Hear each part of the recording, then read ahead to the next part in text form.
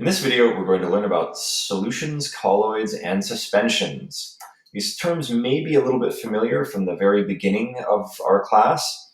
Let's kind of go back to that and touch on the difference between a solution and any type of heterogeneous mixture. So salt water is a solution, and chocolate milk, it looks the same, but it is a heterogeneous mixture. It will settle over time. And it will settle because that actually is a suspension.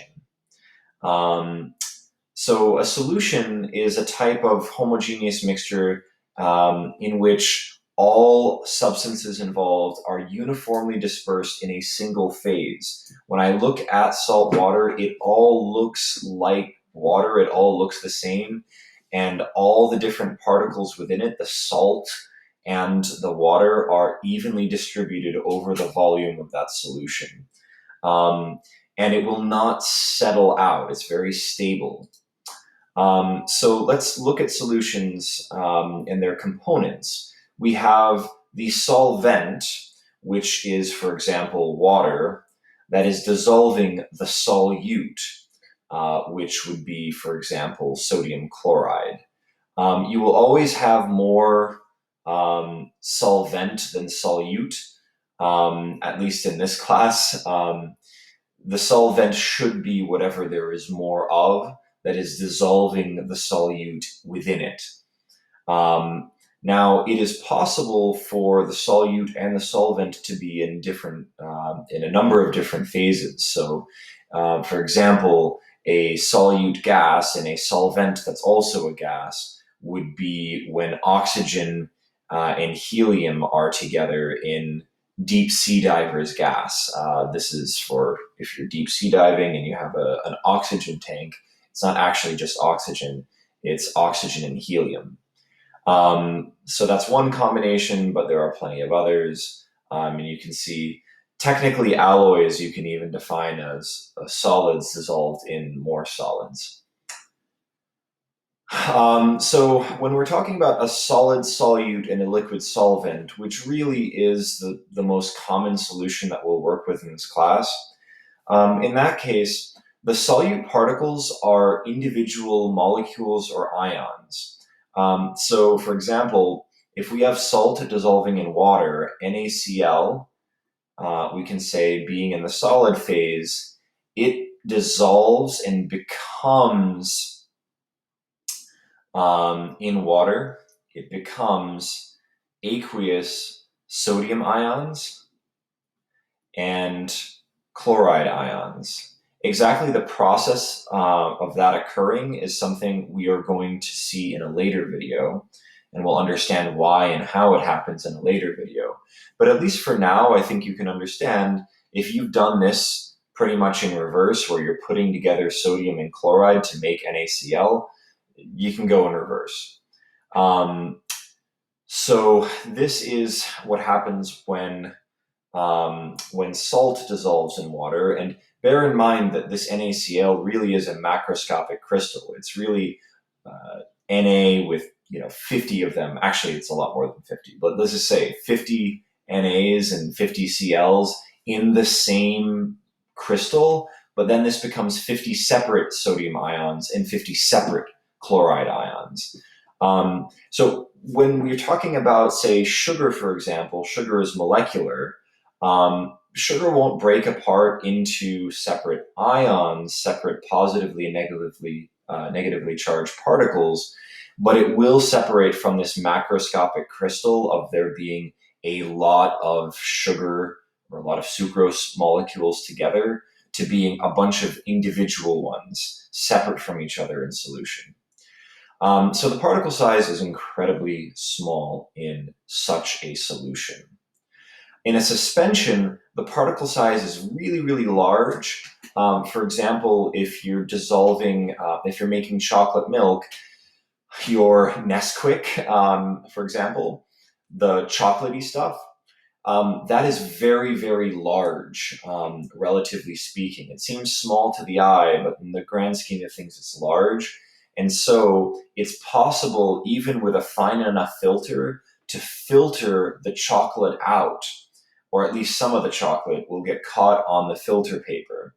Um, and also, if you were to leave chocolate milk out for a while, you might notice that some of the chocolate is going to settle down to the bottom, and so you do get separation.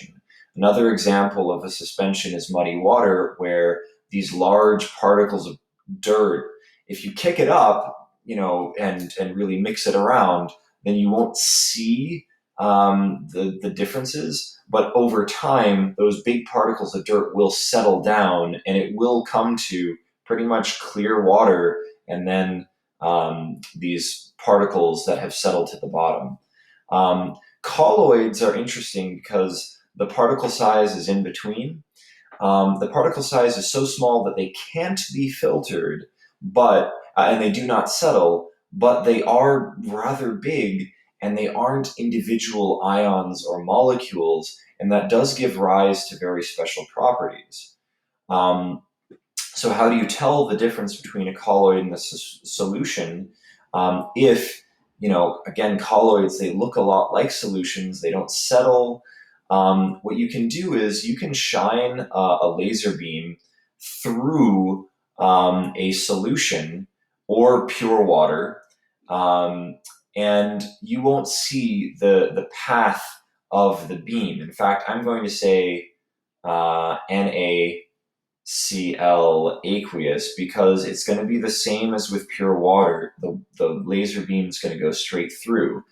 With a colloid, and I'm actually not even going to call this a colloidal solution, I'm going to call it a colloid. With a colloid, it may look like a solution, but you will actually be able to see the beam going through the colloid. If the colloid is very concentrated, like milk, you're not going to even see it go through the other side. But let's just say you took a drop of milk and mixed that with a lot of water, you'll be able to see through it. But when you shine the laser beam through, you'll see the pathway of the light. And the reason for this is that the particle size in the solution is too small, but when you have these larger particles, you'll actually see the reflection of the light off of these individual particles, and that is why you can see the laser beam going through. So I hope that helps understand the difference between one of the differences between colloids and solutions, and how to tell them apart. I do also want to point out that there's such a thing called the electrolyte, which you may think of Gatorade when you think of electrolytes. Electrolytes are ionic solutions that conduct electricity. And so an example of such a solution is aqueous sodium chloride, or aqueous salt, salt water, if you will. That is an electrolyte. And that's an electrolyte because, as I mentioned before, aqueous NaCl is actually Na plus aqueous and Cl minus aqueous, and they are separate from each other. They're not in the same molecule, they're not chemically bonded together. And so because these ions are freely moving in solution, they can freely move as charged particles to conduct electricity.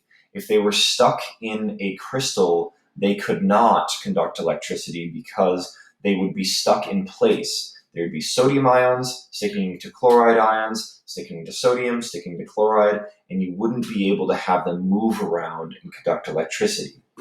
In aqueous solution, they're free to move and they're free to conduct electricity. Sucrose, being sugar, being a molecular compound, it doesn't have ions, and if it doesn't have ions, it definitely will not be able to conduct electricity. So that is all for this video. Let me know if you have any questions or comments in the comment section below, and thank you for watching.